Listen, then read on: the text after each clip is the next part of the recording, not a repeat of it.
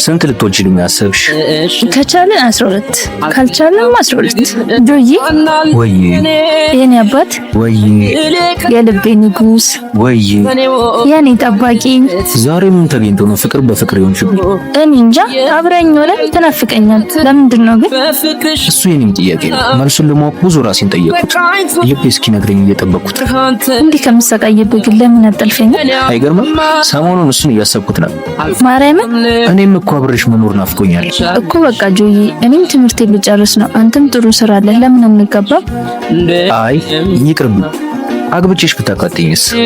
እንትን ሰኝ ጆዬ መቼም አላቃጥልህም፣ ግን ቆንጆ የሚያቃጥሉ ልጆች እወልድልሃለሁ። ስንት ልትወጪልኝ አሰብሽ? ከቻለ 12 ካልቻለም 12። በአንድ አፍ ብያለሁ። ደስ እንዲለኝ ከፈለክ ማለት ነው። እኔ ልሙት? አፈቅራኒ እኔም በጣም አፈቅርሻለሁ።